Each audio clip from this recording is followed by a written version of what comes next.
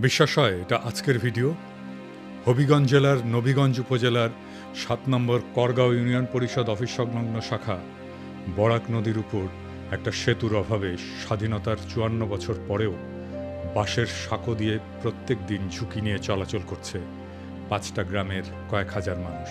সরকার আসে, সরকার যায়, কিন্তু অবহেলিত এই জনপদের ভোগান্তির শেষ হয়নি আজ পর্যন্ত।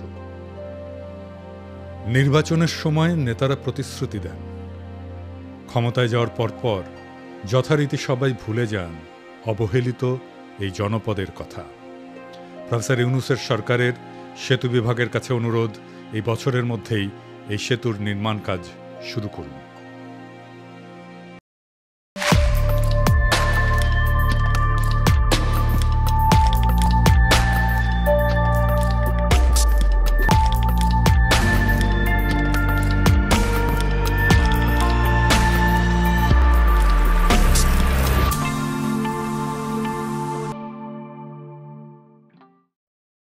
স্যার জাফর ইকবাল একটা স্কেল বাইর করেছিল, মুক্তিযুদ্ধ স্কেল। এই দিয়া উনি রাজনীতির সত্য মিথ্যা বিচার করতেন আর কি।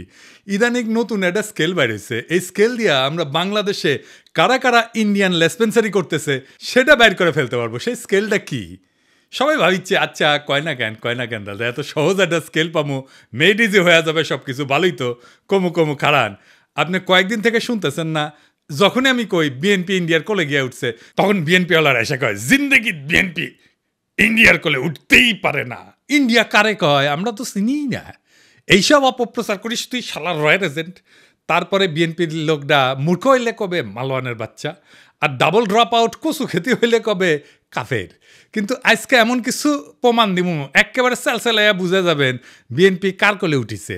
শুধু তাই না, বিএনপি একেবারে খাপে খাপ মমতাজের বাপের মতো ক্ষমতায় যাওয়া আর ক্ষমতায় থাকার জন্য আওয়ামী লীগের টেমপ্লেট ইউজ করেছে। আমি গত এপিসোডে কইছিলাম ইন্ডিয়া বিএনপি বুঝাচ্ছে ইসলামপন্থীরা বাংলাদেশে শক্তিশালী হচ্ছে, দেশের মানুষ ব্যাপকভাবে ইসলামের দিকে ঝুঁকিচ্ছে, তোমরা একা সামলাইতে পারবে না, এটা খাইছে বিএনপি। এখন বিএনপিওয়ালারা কবে ইন্ডিয়া যে বিএনপি করছে আপনি জানলেন কেমনে? আপনি কি উঠে হাজির ছিলেন? না ছিলাম না, কিন্তু বুঝেছি, করে বুঝেছি, এটাই শিখে দিই আপনাকে, চাইনিজ বুদ্ধি। আপনি যদি কারো ফেটে দেন না, তাহলে দেখবেন ও বাইরে হয়ে চেগায় হাঁটিচ্ছে। তার মানে আপনি যদি কারো চেগায় হাঁটতে দেখেন তাহলে বুঝবেন ওই গড়া গেছে, বুঝছাও? এইবার আসেন দেখি ইন্ডিয়ার খাস লোকেরা বাংলাদেশে কি করছে। বিএনপির সাথে বামেগের ঐক্য হয়েছে, বিএনপির সাথে বামেরা থাকবে, রাজপথে নাকি আন্দোলনও করবি, মাশাআল্লাহ। কিন্তু এম আকাশ সবচেয়ে গুরুত্বপূর্ণ কথাটা কয়ে ফেলছে ফসাদ কইরা। সে কইছে যে বিএনপি এবং বামজোট প্রতিক্রিয়াশীল শক্তিকে সুযোগ দিতে নারাজ। তো এই প্রতিক্রিয়াশীল শক্তিকে বাংলাদেশের সাধারণ মুসলমান দেখেন কি করছে। মনে হচ্ছে বিএনপি ও বামজোট উভয় বর্তমান দক্ষিণপন্থী প্রতিক্রিয়াশীল ধর্মীয় শক্তিগুলোকে আরও সংগঠিত হওয়ার সুযোগ দিতে নারাজ। এবার বুঝেছেন তো, সব ইন্ডিয়ান লেসপেন্সার এক হয়েছে। বামেরা কেন এতদিন পরে ঐক্য করে? এই যে নৌকা লাঙ্গল ধানের শীষ সব সাপেরই একই বিষ, এটা কার স্লোগান? CPB slogan. এখন বিএনপির সাথে ঐক্য করার জন্য দেওয়ানা হয়ে গেছে সিপিবি বামেরা। দেখি যাও কোন হারবাল খাইছে, কলিকাতা হারবাল খাইছে। তারা কইতো বিএনপি নিজেই মুক্ত বাজারপন্থী, বিএনপি আওয়ামী লীগের মধ্যে শ্রেণীগত কোনো পার্থক্য নাই, তারা মুক্ত বাজারে বিশ্বাস করে। করে তারা বলতো আওয়ামী লীগ বিএনপির বাইরে, জোট মহাজোটের বাইরে একটা বিকল্প শক্তি চাই। এখন কেন ঐক্য চায় বিএনপির সাথে? তারা হরতাল ডাকিছিল, মানে সিপিবি, সেটা বিএনপি হ্যাংলার মতো সাপোর্ট দিছিল, প্রায় দেয়। সাপোর্ট দিলে তো ভালোই, আমাকে একজন যদি সাপোর্ট দেয় তাহলে তো ভালোই। কিন্তু সিপিবি কয় আমরা কি বিএনপির সাপোর্ট চাইছি? চাই নাই তো। রামপালে কয়লা ভিত্তিক বিদ্যুৎ কেন্দ্র নিয়ে একটা আন্দোলন করেছিল বামেরা, আমি তখন সিপিবির। তো সেই রামপাল পর্যন্ত লং মার্চে গেছি, সেই লং মার্চে বিএনপির নেতাকর্মীরাও ছিল, চান্দাও দিচ্ছে, আমি নিজে চান্দা তুলিছি বিএনপির অনেক লোকের কাছ থেকে। তো আওয়ামী লীগ থেকে কইছে বামেরা বিএনপির সাথে ঐক্য করিচ্ছে, তো সাথে সাথে লাভ দিয়া কয়া উঠছে আনু মোহাম্মদ বিএনপির সাথে ঐক্যের প্রশ্নই ওঠে না। দেখে যাও এখন কেন বিএনপির সাথে ঐক্য হয়? এই এম আকাশকে সে শেখ হাসিনার আমলে লিখেছিল সমকালে, এর জন্য কলে আমি সিপিবি থেকে বহিষ্কার হই। আমার কোনো রাগ নাই, মানে আমি কইছিলাম ওরে বহিষ্কার করতে হবে, তা উল্টে আমি বহিষ্কার হয়ে যাই। সে লিখেছিল তবে ঘটনা যাই ঘটুক, প্রগতিশীল মুক্তিযুদ্ধের পক্ষের শক্তির এক্ষেত্রে যা করণীয় সেটা হচ্ছে 1971 সালের পরাজিত প্রতিক্রিয়াশীল সন্ত্রাসী শক্তিকে যদি আওয়ামী লীগ রাষ্ট্রীয় বল প্রয়োগ করে দুর্বল এবং নিঃশেষিত করতে পারে, তাতে বাগড়া না দেওয়া। বুঝেছাও এই প্রতিক্রিয়াশীল শক্তি কে, ধর্মীয় শক্তি কে, এটা বুঝেছাও? ওই তো কইছে, তাই না? এই সেই ইসলাম বিদ্বেষী আকাশ যে বাংলাদেশে মাদ্রাসা ছাত্র আর ইসলামপন্থীদের রাষ্ট্রীয় শক্তি মানে ডিবি, র্যাব, ডিজিএফআই এগুলো দিয়ে নির্মূল করতে চেয়েছিল, এদের জন্য আয়না ঘর হয়েছে। তার সাথে বিএনপি ঐক্য করে কার পিড়িতে? যে ইন্ডিয়া বলে আওয়ামী লীগে যদি না থাকে বাংলাদেশে আমাদের কোনো বন্ধুই নাই। সে ইন্ডিয়ার বন্ধু হইল কেমনে? হ্যাঁ, ওরাই কইছে যে দলের সাথে ভারতের সম্পর্ক ঐতিহাসিক, মানে আওয়ামী লীগের সাথে। আওয়ামী লীগ নিজের ওয়েবসাইটে ট্যাঙ্গে রেখেছে, দেখিছে আও কইছে আমাদের সাথে আওয়ামী লীগের সম্পর্ক ঐতিহাসিক। এবার দেখেন আওয়ামী লীগ কি কয়, শুনেন। Well, you know, India is a great friend of Bangladesh. 1971, they supported us, and also 75, they gave shelter. ভারতকে যে দিয়েছি সেটা ভারত সারা জীবন মনে রাখবে। আপনাদের এই দান কোনোদিন আমরা শোধ করতে পারবো না। আমাদের সম্পর্ক ভারতের সাথে যেটা ঐতিহাসিক, যেটা আমাদের রক্তের সাথে সম্পর্কিত, আর চায়নার সাথে আমাদের একটি অর্থনৈতিক সম্পর্ক। আগামী বছর আমরা 50 বছর পূর্তি উৎসব করব। আমাদের বিজয় ভারতের বিজয়, বুঝছেন? আমাদের উন্নয়ন ভারতের উন্নয়ন, ভারতের উন্নয়ন আমাদের উন্নয়ন। ভারত বাংলাদেশ মৈত্রী দীর্ঘজীবী হোক। আমরা ভারতের পক্ষ থেকে জয় বাংলা আমাদের ভারতের বন্ধুরা নির্বিঘ্নে বলে। আমি আমাদের আওয়ামী লীগের মন্ত্রীদেরকেও দেখেছি এদিক ওদিক তাকিয়ে থতমত খায়। কেন আমরা আমাদের এই বন্ধুদের জন্য সঙ্গে জয় বাংলা জয় হিন্দ বলতে পারবো না? আমি জানি না, আমি বললাম।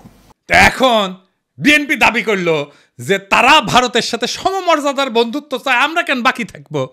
তো গয়েশ্বর দাদা কইল বিএনপিও ভারতের সাথে বন্ধুত্ব চায়।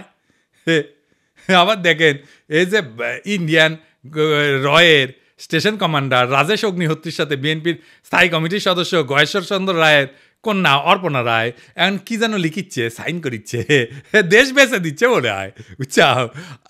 রয়ের লোকের সাথে গয়েশ্বর রায় পরিবারের কাজ কি?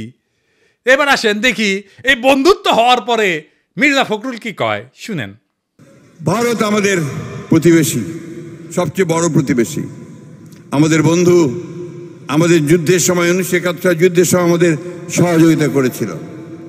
আমরা ভারতের কাছে সবসময় প্রত্যাশা করি যে ভারত বাংলাদেশের মানুষের পাশে দাঁড়াবে। দেখেছেন দোস্তালি হয়ে গেছে কলে। যে বিএনপি গত ডিসেম্বরে কইছিল বাংলাদেশ নয় ভারতের বন্ধুত্ব হাসিনার সঙ্গে, তো এখন কি এলো?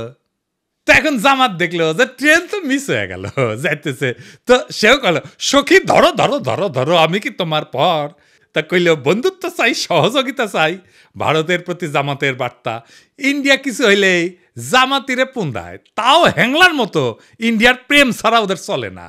হ্যাঁ, ওই যে গান আছে না, হয়তো কিছুই নাহি পাবো তবুও তোমায় আমি দূর হতে ভালোবেসে যাবো। ওই করে দূর হতে ভালোবেসে যাবে জামাত ইন্ডিয়াকে, বুঝছাও? কিছু পাবে না। তারপরে এসে এখন প্রফেসর ইউনুসকে মোদি কইতেছে বাংলাদেশে কোনো নির্দিষ্ট দলকে সমর্থন করে না ভারত। হ্যাঁ, এই যে ভারতের ফেও ধরা, বন্ধুত্বের ফেও ধরা, দেওয়ানা হয়ে যাওয়া ইন্ডিয়ার বন্ধুত্বের জন্য, এটা কেন? ইন্ডিয়া বাংলাদেশে এমন একটা ধারণা তৈরি করেছে যে ইন্ডিয়া ছাড়া বাংলাদেশে কেউ রাজনীতি করবে পারবে না। ইন্ডিয়ার সাথে গুড টার্মসে না থাকলে বাংলাদেশে ক্ষমতা আসা যাবে না। ইন্ডিয়া আর্মি ঢুকে দেবে বাংলাদেশে, ইন্ডিয়ার নামে কাপড় নষ্ট করে ফেলে। এরা মনে হয় যে বজরং দলের এই পান্ডার কথায় ডরে কাঁপে, বুঝেছাও? শুনেন। বাংলাদেশ এবং পাকিস্তানকে সারা পৃথিবীর মানচিত্র থেকে আমরা মুছিয়ে দেব।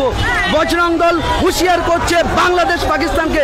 এবং আবারও বলছি, ভারতবর্ষ থেকে যারা পাকিস্তানের প্রেমী, যারা পাকিস্তানের গুণগান গাইছে, যারা গাইছে বাংলাদেশের গুণগান, তাদেরকে বলে রাখছি বজরং দল থেকে হুঁশিয়ার দিয়ে দিচ্ছি, আগামী দিনে তোমরা কিন্তু এই ভারতবর্ষকে ছাড়ো, এই ভারত মাতাকে তোমরা ছাড়ো, হাতে অস্ত্র তুলে রাখুন। পাকিস্তানকে কড়া ভাষায় জবাব দিতে হবে। অথবা ওই গদি মিডিয়ারে রংপুর হারসিটাঙ্গাং কাইটে নেওয়ার গল্প শুনে ডরায়। बांग्लादेश का ये वाला जो राज्य है इसका नाम है रंगपुर। ये रंगपुर जो है, अगर ये कब्जा हो गया रंगपुर जगह, तो काम खत्म हो गया। अगर हम इसको कब्जा कर ले तो ये पूरा बराबर हो जाएगा। हमारा जो पतला गर्दन था चौड़ा हो जाएगा। अब मोहम्मद यूनुस ये सब चीजों को समझो, वरना अगर ये कब्जा कर लिए तो कहानी खत्म हो जाएगा। চট্টগ্রাম যদি ভারতে চলে আসে তাহলে কিন্তু বাংলাদেশের জন্য শুধু নয়, গোটা পৃথিবীর যারা বে অফ বেঙ্গল বা বঙ্গোপসাগরকে দখল করার চেষ্টা করছেন তাদের জন্য ভয়ঙ্কর চিন্তার কারণ হবে। মালদ্বীপে কি এইটা মুইজু ক্ষমতা এসেছিল? নেপালে কি খড়গা প্রসাদ শর্মা ওলি ও কি ইন্ডিয়ার এটা ক্ষমতা এসেছিল? শ্রীলঙ্কায় কি অনুরা কুমার দেশনায়কা ইন্ডিয়া তেলায় তেলায় ক্ষমতা এসেছে? এই ছোট ছোট দেশগুলা ভারত বিরোধিতা নির্বাচনী ম্যানিফেস্টোতে দিয়া যদি ক্ষমতা আসতে পারে, তাহলে বাংলাদেশের রাজনৈতিক দলগুলো ডরায় কেন? প্রত্যেকটা রাজনৈতিক দল ইন্ডিয়া জন্য উন্মুখ হয়ে থাকে কেন? তাইলে যারা মনে করে ইন্ডিয়ার চাটলে বাংলাদেশের রাষ্ট্র ক্ষমতা আসা যাবে না, রাজনীতি করেন না, বাংলাদেশে ভোটে দাঁড়ায়েন না। বাংলাদেশে ভারতীয় আধিপত্যবাদের অবসান যার ভোটের প্রতিশ্রুতির 1 নাম্বার প্রতিশ্রুতি না হবে, তাদের ভোটের ক্যাম্পেইন শুনবেন না, ওই ক্যান্ডিডেটের এলাকা ঢুকতে দিবেন না।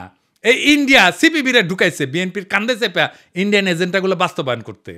যেই সিপিবি অভিন্ন গোয়েন্দা রিপোর্টের উপরে ভিত্তি কইরা সিপিবির দলীয় পত্রিকা একতায় বর্ষা বিপ্লবের সময় প্রচার করেছিল ফ্যাসিবাদ অনুরাগী নানা ধরনের তথ্য বিশ্লেষণ, বিবরণ, ব্যাখ্যা এবং বিবৃতি। যখন গণ অভ্যুত্থান বিপ্লব চলেছিল তখন পুরা জুলাই মাস এবং আগস্টের 5 তারিখ পর্যন্ত একতা সংগোপনে নীরবে তাদের গণবিরোধী এবং নিন্দনীয় কার্যক্রম চালায় গেছে। আর এখন এই প্রগতিশীল হওয়ার ইন্ডিয়ান লাইনে বিএনপি নামিছে। এম আকাশে বক্তব্যটা কবে দিছে জানেন? 28 জানুয়ারি 2025-এ। আর সেইটা পইরা মুগ্ধ হইয়া অসল মালদের নিয়া স্বপ্নে বিভোর বিএনপির জীর্ণ বৃদ্ধ নেতারা প্রগতিশীল হওয়ার একটা লাইন পেয়ে গেছে, ঝাঁপায় পড়েছে তাদের দিকে। পতিত ফ্যাসিস্ট হাসিনার শাসনামলে যখন খুনিদের জুলুম নির্যাতনের বিরুদ্ধে লড়াই করাটা ছিল প্রধান কর্তব্য, তখন নিপীড়নকারীদের দোসর এম আকাশের ভূমিকা ছিল ঘৃণ্য দালালির। 2018 সালের পর থেকে বামপন্থীদের মধ্যে থেকে যখনই কোনো আন্দোলন নিয়ে কেউ আগাইতে চেয়েছে তাদের বিরুদ্ধে নামছে, নিন্দা এবং কুৎসা উঠাইছে এই আকাশ, দিবালক সিংহ এবং চট্টগ্রাম পোর্ট লুণ্ঠনকারী মাহবুব জামান। সিপিবির মধ্যে ফ্যাসিস্ট বিরোধীদের এরা ট্যাগ দিত A to Z ঐক্যপন্থী হিসাবে। খুনি হাসিনা সরকার ফেলার জন্য এরা বিএনপি জামাতের সাথে ঐক্য করতে চায়, এই অভিযোগ তুলা সিপিবিতে তাদের রাজনৈতিক প্রতিপক্ষকে কোণঠাসা করা হইতো। আর এখন এই এম আকাশ সাহিত্যে বামপন্থীদের মধ্যে সবচেয়ে প্রো বিএনপি তাত্ত্বিক হিসাবে। এখন কাদের সাথে কৌশলগত জোট করতে হবে, এদের সেই সিগন্যাল দিচ্ছে ইন্ডিয়ারা, সাথে নেমে পড়ছে এজেন্টগুলা। লেখক মুস্তাক আহমেদ নির্যাতিত হয়ে কারাগারে মৃত্যুবরণ করলে এর প্রতিবাদে ঢাকার রাস্তায় আন্দোলনের নামে ছাত্র ইউনিয়ন। তখন গ্রেপ্তার হওয়া 6 ছাত্র নেতাকে বিপদগামী বলে ঘোষণা দেয় সিপিবি এম আকাশ। সংগ্রাম মতদের ধরে শারীরিক নির্যাতন করে জেলে পুরতে পুলিশকে উৎসাহ দিয়েছিল এই দলটির আওয়ামী লীগপন্থী নেতারা। কতটা নিষ্ঠুর নির্মম বাটপার হইলে নিজ দলের নেতাকর্মীদের বিরুদ্ধে রাষ্ট্রশক্তিদেরকে লেলাই দিতে পারে। ফ্যাসিস্টদের এই সহযোগী সিপিবির নেতারা তাদের প্রাণাধিক প্রিয় মুজিব তনয়া খুনি হাসিনার পলায়নের 9 মাসের কম সময়ের মধ্যে স্বপ্ন দেখতেছে বিএনপির ঘাড়ে ভর করে রাজনীতির ময়দানে আশ্রয় নিবে, আসন্ন পার্লামেন্টের মেম্বার হবে। আর বিএনপিও গণবিরোধী এই সমস্ত পচামেলের ভাগারে পরিণত হইতে চাইতেছে। ইন্ডিয়ার পরামর্শে চোরা পথে হাঁটতে গিয়া ইনশাল্লাহ এভাবেই মহাসড়ক খারাপে বিএনপি নিজেও জয় বাংলা হয়ে যাবে আওয়ামী লীগের মতো। এই এম আকাশ কয়দিন আগে মেঘনা গ্রুপের মোস্তফার এপিসোড করেছিলাম না, দেখেন কি খাতির এই এম আকাশের। তাহের ভাইয়ের সাথেও বসিছে একই টেবিলে। তুই নাকি কমিউনিস্ট, তো দুর্বৃত্ত আওয়ামী অলিগার্কের সাথে তোর কি সম্পর্ক রে আকাশের বাচ্চা? উই তো তোর শ্রেণী শত্রু। দেখেছেন সব ইন্ডিয়ান রসুনের প্রগতিশীল টুপকি একই সাথে। সিপিবি অফিস কেন আমি দখল করে নেওয়ার কথা বলি দেখেছেন, বুঝেছাও? এই জন্যে। এইবার আসেন সন্তোষ শর্মার প্রসঙ্গ। সন্তোষ শর্মা পার রয়ের এজেন্ট, এর প্রথম মিটিংয়ে আনছে বিএনপি। দেখেন বাংলাদেশ পরিষদের সাধারণ সম্পাদক বিশিষ্ট সাংবাদিক সন্তোষ শর্মা। সন্তোষ শর্মা শুভেচ্ছা বক্তব্য রাখবেন। আমি ভাগ্যবান, আমি যখন বক্তব্য রাখতে উঠছি তখন মাননীয় ভারপ্রাপ্ত চেয়ারম্যান আমাদের মাঝে, আমি কৃতজ্ঞতা। তারেক রহমানের উপস্থিত আছে। এখন কবেন তারেক রহমান লন্ডনে থাকেন, চিনেন না? একবার না একাধিকবার সন্তোষ শর্মাকে তারেক রহমানের মিটিং এ ছিল। এই দেখেন, আবার দেখেন। মাননীয় ভারপ্রাপ্ত চেয়ারম্যান, আমি গত দিনের ন্যায় আজকেও ভাগ্যবান যে আমার বক্তৃতার সময় আপনাকে পেয়েছি, সেজন্য কৃতজ্ঞতা জানাচ্ছি। মাননীয় ভারপ্রাপ্ত চেয়ারম্যান, আপনাকে বাংলাদেশের সনাতনী সম্প্রদায় এবং বাংলাদেশ পূজা উদযাপন পরিষদের লক্ষ লক্ষ নেতা কর্মীর পক্ষ থেকে বিজয় আর শুভেচ্ছা জানাতে চাই। কালবেলার প্রকাশক এখন কে জানেন? কালবেলার প্রকাশক এখন বিএনপি। নুরুদ্দিন অপু তারেক রহমানের সাবেক এপিএস, এই কালবেলার প্রকাশক এখন সে। সন্তোষ শর্মা বিএনপির কর্মচারী, এখন রয়্যাল এজেন্ট হয় বিএনপির কর্মচারী। বিএনপি যদি এরপরও বলে ভারতের সাথে আমাদের সম্পর্ক নাই, তাইলে হবে উল্টা বিএনপি মূর্খসোদা সাপোর্টারগুলো বলে আমি নাকি রয়্যাল এজেন্ট। সন্তোষ শর্মা না, এই বিএনপি ক্ষমতায় আসলে আওয়ামী লীগের মতো আলেম পেটাবে। হারুন ইজাহার রেডিওয়ান আবারও আপনার ধরবে। এম এম আকাশ কইছে না, বিএনপি এবং বামজোট উভয় বর্তমান দক্ষিণপন্থী প্রতিক্রিয়াশীল ধর্মীয় শক্তিগুলোকে আরও সংগঠিত হওয়ার সুযোগ দিতে নারাজ। এই বিএনপি কি জিয়ার বিএনপি? এই বিএনপি কি খালেদা জিয়ার বিএনপি? এই বিএনপিকে কি আপনারা ক্ষমতায় দেখতে চান? আপনাদের কাছে প্রশ্ন রেখে গেলাম। আমি যখন টের পাইছি বিএনপি ইন্ডিয়ার কোলে যায় উঠিছে, তখন থেকে আমি প্রতিবাদ করে গেছি। আর বিএনপির নেতাকর্মীরা কয়ে গেছে বিএনপির পণ দেখেন আমি আঙুল দিতেছি। দেশের স্থিতিশীলতা চাই না, আমি মবস্টার, দেশকে অশান্ত রাখতে চাই, যেন ইন্ডিয়ার সুবিধা হয়। এটার বেকুবি বলবেন না শয়তানি বলবেন। এম এম আকাশ যে বিবৃতি দিল বিএনপির কাউরে প্রতিবাদ করতে দেখছেন? দেখেন নাই। মানে এটা বিএনপিরও কথা, আকাশ মিছা কথা বলে নাই। এরপরে সন্তোষ শর্মাকে স্টেজে আনলোকে জামাত। দেখেন জামাত হিন্দুদের নিয়ে প্রোগ্রাম করবে, এটা জিজ্ঞেস করে নিবে না কয়েকজনকে যে কারে কারে ডাকা যায়?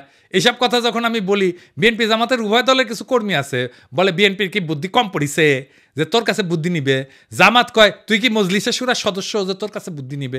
তার মানে এরা আমজনতার কথা শুনবে না, আপনার আমার কথা শুনবে না।